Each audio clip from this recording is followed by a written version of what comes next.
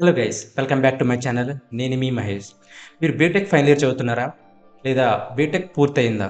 So BTech పూర్తయిన తర్వాత next step ఏంటి? ఏం చేయాలని దాని గురించి ఈ వీడియోలో అయితే డిస్కస్ చేయబోతున్నాను. ఎందుకంటే బీటెక్ పూర్తయిన తర్వాత మనకి చాలా ఆప్షన్స్ ఉంటాయి. సో వాటిలో మీకు ఇది ఏది ఫిట్ అవుతుంది, ఏది బెస్ట్ అనేది తెలుసుకోవడం చాలా ఇంపార్టెంట్. సో ఈ వీడియోలో మనకి బీటెక్ పూర్తయిన తర్వాత ఎన్నైతే ఆప్షన్స్ ఉన్నాయో వాటన్నిటి గురించి మీకు ఎక్స్ప్లెయిన్ చేసి మీరు ఒక బెస్ట్ అని మీకు ఫిట్ అయ్యే ఆప్షన్ని సెలెక్ట్ చేసుకోవడంలో నేను మీకు హెల్ప్ చేస్తాను. సో ఇంకెందుకు ఆలస్యం, let's start the video.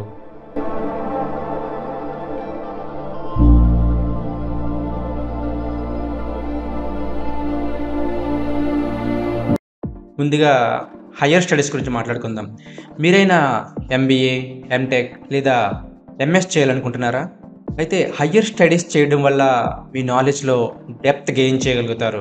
And అంతేకాకుండా ఒక స్పెసిఫిక్ ఏరియాలో స్పెషలైజేషన్ పొందవచ్చు.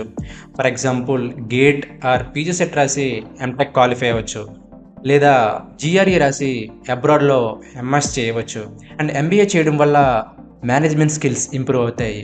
సో ఈ స్కిల్స్ అనేవి ప్రజెంట్ ఉన్న కార్పొరేట్ వాళ్ళలో ఒక మంచి కెరియర్ ఆపర్చునిటీస్ ఇవ్వచ్చు.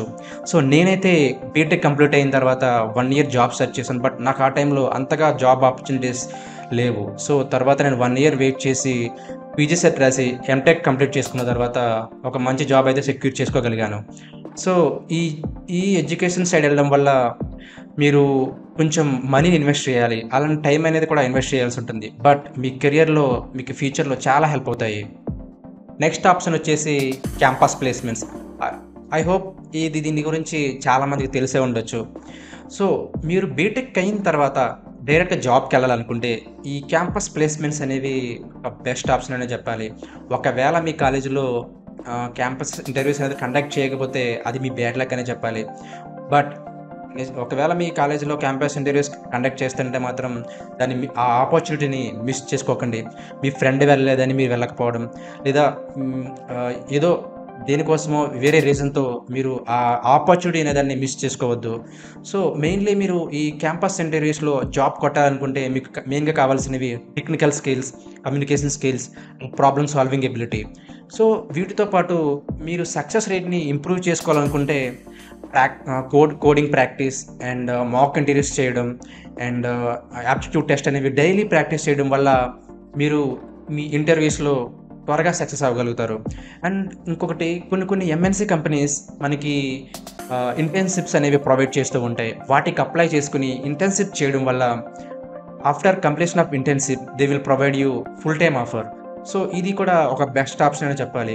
And one more thing I want to say, ఒకవేళ మీకు క్యాంపస్ ఇంటర్వ్యూలో జాబ్ వచ్చిందనుకోండి, దానికి మాత్రమే స్టిక్ అయ్యి ఉండడం చాలా రాంగ్ అని చెప్పాలి. సో ఎందుకంటే కొన్ని కాలేజెస్ ఏం చేస్తాయంటే వాళ్ళ కాలేజీని ప్రమోట్ చేసుకోవడం కోసం, అడ్వర్టైజ్ చేసుకోవడానికి కొన్ని ఐటీ కంపెనీస్కి మనీ ఇచ్చి ఇంటర్వ్యూస్ కండక్ట్ చేపిస్తాయి. సో ఇంటర్వ్యూస్ కండక్ట్ చేసి వచ్చారు కాబట్టి ఎంతో కొంతమందిని సెలెక్ట్ చేసుకుని వాళ్ళకి ఆఫర్స్ అనేది ఇస్తారు. But after completing BTech they will not provide you joining letter. So ఇలాంటివి నేను దీనివల్ల మా ఫ్రెండ్స్ కూడా చాలామంది లాస్ అయ్యారు. సో దానివల్ల నేను ఇది చెప్పడం జరుగుతుంది. సో ఇదైతే గుర్తుపెట్టుకోండి. ఒకవేళ మీకు క్యాంపస్లో జాబ్ వస్తే దానికి మాత్రమే స్టిక్ అవ్వడం చాలా రాంగ్.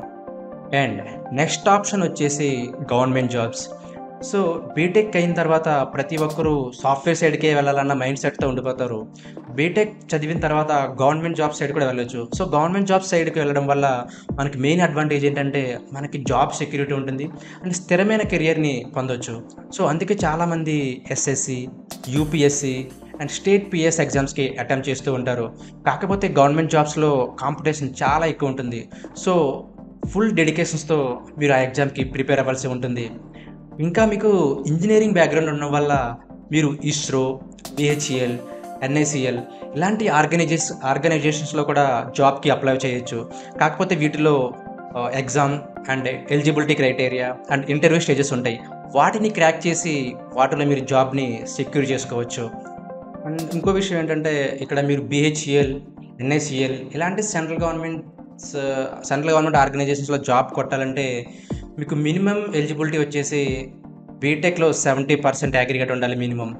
నాది బీటెక్ కంప్లీట్ అయిన తర్వాత నాకు ఎన్ఐసీఎల్‌తో జాబ్ అయితే వచ్చింది. అప్పుడు నాకు వాళ్ళు 8,000 అయితే ఆఫర్ చేశారు మంత్లీ. అప్పుడు నాకు ఫైనాన్షియల్ ఇష్యూస్ ఉండడం వల్ల నేను ఆ జాబ్ అయితే జాయిన్ అవ్వలేదు.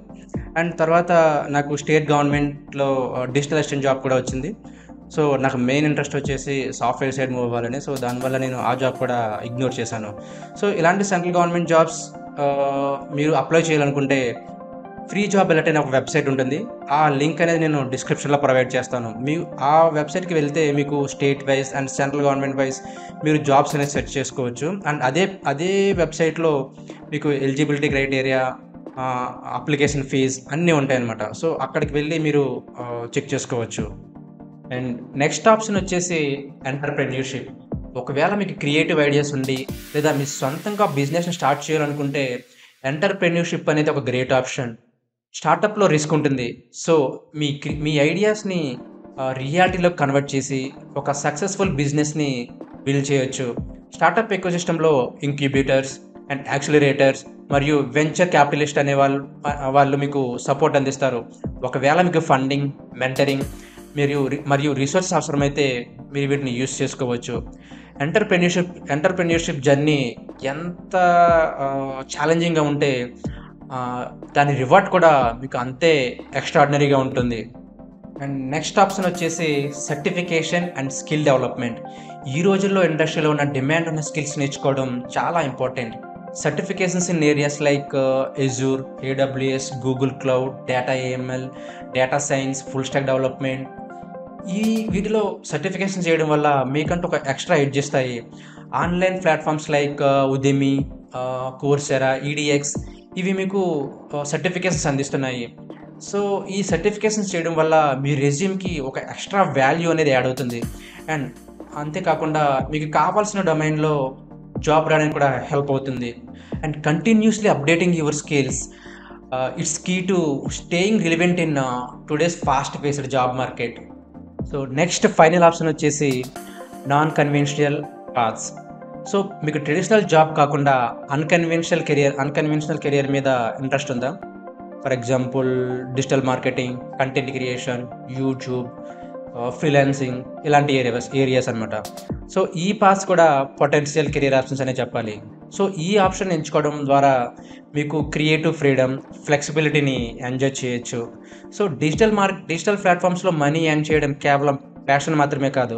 మీరు కన్సిస్టెంట్‌గా వర్క్ చేస్తే దాన్ని ఫుల్ టైమ్ కెరియర్‌గా కూడా మార్చుకోవచ్చు. సో, ఎంత డెడికేషన్‌తో వర్క్ చేస్తే అంత రివార్డ్స్ ఉంటాయి. సో, ఫైనల్‌గా నేను ఒకటే చెప్తా. మీరు మీ ప్యాషన్‌ని ఫాలో అవ్వడం వల్ల అది మీకు ఒక యూనిక్‌నెస్‌ని, హ్యాపీనెస్‌ని అందిస్తుంది. ఫైనల్‌గా మన డిస్కషన్‌ని ఒకసారి రీక్యాప్ చేద్దాం. Higher education, campus placements, certifications, government jobs, entrepreneurship, unconventional careers అన్ని ఆప్షన్స్‌ని మనం ఎక్స్‌ప్లోర్ చేసాం. So, me goal and interest మరియు యాస్పిరేషన్ మీద ఆధారపడి మీ డెసిషన్ మీరు తీసుకోండి. అండ్ మీ ప్యాషన్‌ని ఫాలో అవ్వండి. అండ్ కంటిన్యూస్ లెర్నింగ్ మీద ఫోకస్ చేయండి. మీకు ఈ వీడియో హెల్ప్‌ఫుల్ అనిపిస్తే లైక్ చేయండి. అండ్ మీ బీటెక్ చదువుతున్న ఫ్రెండ్స్‌కి షేర్ చేయండి. అంతేకాకుండా మన ఛానల్‌ని కూడా సబ్స్క్రైబ్ అయితే చేసుకోండి. Thanks for watching. బై.